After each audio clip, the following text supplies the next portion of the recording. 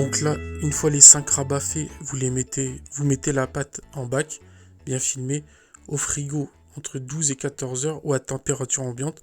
Sauf que là, cette pâte-là, je l'avais laissée à 9 heures à température ambiante pour que vous voyez la différence entre des autres baguettes que je vous montrerai après, que j'ai fait entre 12 et 14 heures à température ambiante, qu'il faut bien respecter le temps pour l'alvéolage.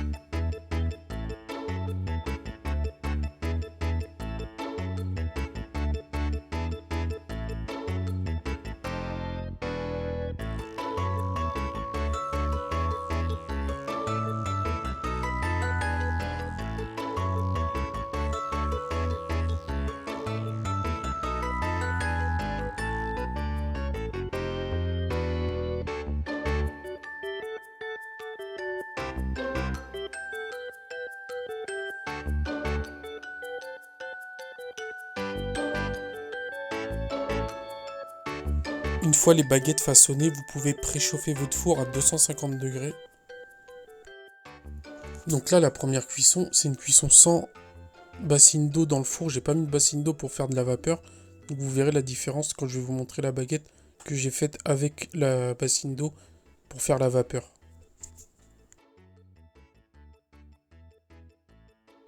Après les 45 minutes de pouce, vous prenez une lame de rasoir. Moi j'ai pris une lame Gillette. Si vous pouvez prendre un couteau qui est bien aiguisé, vous scarifiez la pâte. Vous faites le coup de lame dessus. Après vous pouvez mettre de la farine ou pas. Ça c'est votre choix. Moi je préfère quand il y a un peu de farine. Après c'est chacun son choix. Donc après vous enfournez vos baguettes entre 25 et 30 minutes. Après ça dépend de votre four. Moi je sais que ça met 30 minutes. Mais après ça tout dépend de votre four. Après à vous de faire les tests. Franchement sur ça je peux pas vous dire. Mais essayez entre 25 et 30 minutes. Et là c'est cuit après les 30 minutes. Sauf que là j'ai pas mis de buée. Vous voyez je trouve qu'elle est vachement blanche la pâte. Moi j'aime pas trop. Mais bon c'était vraiment pour vous montrer l'importance, on va dire, de la buée et de l'alvéolage. Vous allez voir, je trouve que là, la pousse à 9 heures, c'est vraiment pas très alvéolé. Faut vraiment respecter ces deux étapes-là. Je trouve que c'est les primordiales, en fait, pour avoir une bonne baguette. Parce que là, vous allez voir, quand je vais couper, je trouve que la mie, elle est vachement trop compacte. Et je la trouve vachement trop compacte et trop blanche, la baguette sans la buée. Donc là, je vous montre, c'est la deuxième tournée que j'ai faite, la même pâte. Température ambiante 12 heures. Sauf que là j'ai mis de la buée au fond du four. Donc j'ai mis mon lèche-frite. Et avant d'enfourner, j'ai versé un verre d'eau dedans, comme ça fait de la buée. Vous pouvez en mettre 2 ou 3. Et donc voilà, vous voyez le résultat. Je trouve que l'alvéolage, il est 1000 fois mieux. Après, j'aurais peut-être poussé jusqu'à 14 heures, j'aurais eu un meilleur alvéolage. Donc après, c'est à vous de voir votre temps que vous avez, quoi.